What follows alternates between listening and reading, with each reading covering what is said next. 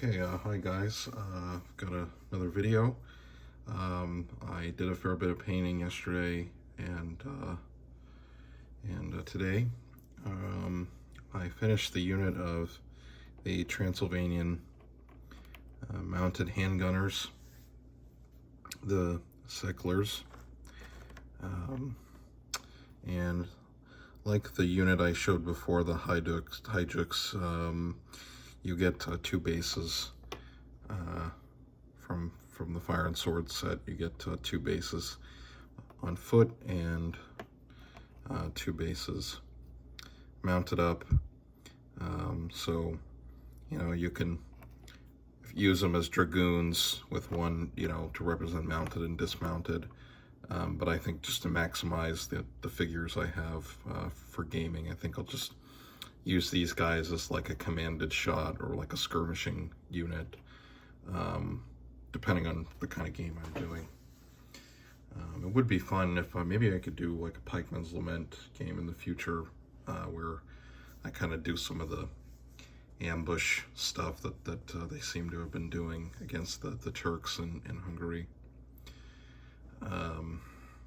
And the other thing I worked on today that I'm almost done, I only have two more figures, but unit's pretty much complete. Other than that, is I did these Cossack, they're called Cossack platoons, I guess that's the term, but basically they're skirmishers, some Cossack skirmishers. These are neat poses, you don't see for the kind of musket period stuff a lot of, in general, like poses where you've got the guys kind of taking cover or kind of waiting in ambush, even though they did that a lot, actually, a lot more than people assume. So I went ahead and I used this green flock. I got this at Hobby Lobby. They sell really big bags of it, I think, for like people that do like kind of floral arrangement stuff. And I still have a huge amount of it, some like in storage. But yeah, so I did a whole bunch of different colors on these guys. I didn't do because they're kind of a mixed skirmish force, but I did pick out a handful of colors just to keep it the palette focused. So yeah, I got those guys done. And on the desk now, I got the Janissaries out because I primed these guys a while ago, and I figured I should probably tackle them next, because I don't I can paint Janissaries pretty quickly now, I think. And I'll probably use some of the colors in that scroll I showed you guys, that processional scroll. But I have to check how many kind of units this gives you, or if it's supposed to be one unit. I'm not sure. And then I did start to paint up the wagon. Should probably just do like a basic paint job and get these finished, because yeah, like I've said, this is one of those figures. Don't really enjoy painting them. I like having them once they're done, but the painting process itself, I'm not a fan of. For these figures, these guys painted up pretty quickly, and I guess I'm already thinking about the next project, because I have all the figures I need pretty much for the Setora and Hotin War. I think that's about, I've got enough, unless in the future I really want to make it an even bigger game in 15mm. So I'm not sure what to do next, and I think it's not really urgent, but I was thinking about doing Napoleonics, but not but something particular. So I was thinking about doing either the Vistula Legion or the Grand Duchy of Warsaw. I kind of just want to try something different outside the period. I could do Mughals next, like I was talking about, but that's pretty close to what I've you know, it's kind of similar to the Ottoman and Safavid stuff I've been painting lately. I think it'll be good for a little change of pace. So maybe doing Vistula Legion or the Duchy of Krakow in the Napoleonic period. Something specific that, you know,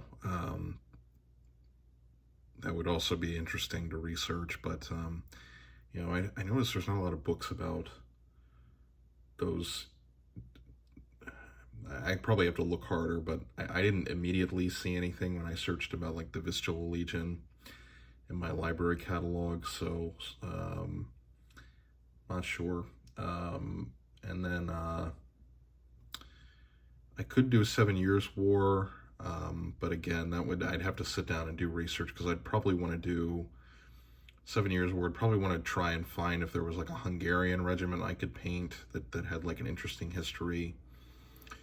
Or I think they had the Grenzer infantry in the 7 Years' War. Yeah, I'm pretty sure they did. The frontier infantry with the Turks, who didn't really fight the Turks that much, the Ottomans that much, really. But they were pretty hard skirmishers, difficult to fight skirmishers, from what I understand. So that's an option.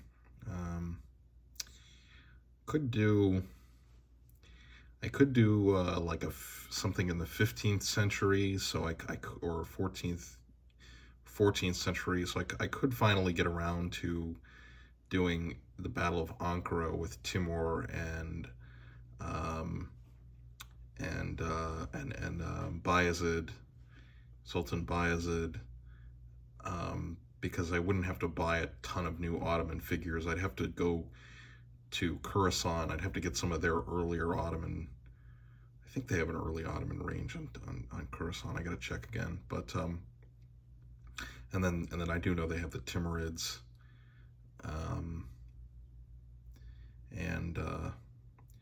yeah, or I could do I could do a late Byzantine army, but the thing is a late Byzantine army is going to be mostly Turks, Turks and Western mercenaries, and like with some Byzantine troops. So I'm not sure. And then I could always go back in antiquity and work on do a Sasanian Persians, because they're pretty interesting, actually. I find them to be quite interesting. Sasanian Persians and late Romans, that could be fun. Yeah, I'm not sure. So, but I know that's a lot of different things, but yeah, I do just kind of like talking about that, and it's fun to kind of talk through some of these ideas. But yeah, I'm thinking the next big project, I just probably want to try and do something outside, like kind of the Renaissance period I normally work on. And I do have a lot of World War II figures. I've got a bunch of bolt action and Flames of War figures that I need to paint. And I do have the Oathmark elves that I need to finish soon. Probably I should finish those, because those paint pretty quickly, but not really motivated to do World War II much anymore. Maybe in the future I'll get back to it, but yeah, I just don't really. There's so many other periods of history to do, and you know, Napoleonics get played a lot, but that would be fun, because you know there's a lot of stuff within the Napoleonic Wars, and it unfolded over so long a period. There's a lot of like kind of niches you can look into that are, you know, interesting. Yeah, so we'll see. I mean, it could do Napoleonic, like the Egyptian campaign. I mentioned that in a previous video. That could be fun. Or I could do Polish, like I just mentioned. So anyway, that's a lot of stuff. And I guess I'll wrap it up there. And if you do have like a good book about the like the Vistula Legion or the Krakow troops that were in the Napoleonic Wars, let me know if it's. I know there's like the Osprey books and stuff, but if there's something more detailed, that would be good to know. And with the Polish Napoleonic stuff, I know Perry Miniatures. I was just looking today, has the plastic stuff in 28mm, but I'd rather do 15s for the foreseeable future, just because of storage issues, and I'm still at a position where I have to kind of move frequently, unfortunately. So it's just easier to do 15s, and I can go, put them away in these, these storage bins from Target, and they're good to go. So so I'm not sure if I could do something in 15s because I looked on, I think it was on Old Glory, their Napoleonics in 15mm, and they have, they have the French and the British, and then I'm not sure, they have like some of the minor German states, and I'm totally new to the Napoleonic uniform stuff, so I don't know if the Krakow troops or the Vistula Legion were just using like French uniforms with different facings. So it's a long way of saying I don't know, but that's what's fun about doing videos, is I can learn from you guys too. So all right, I'll wrap it up there. Hopefully more soon. Get these wagons finished up, hopefully, and then get to work on these Janissaries. And I'll just do one last look at the Cossacks.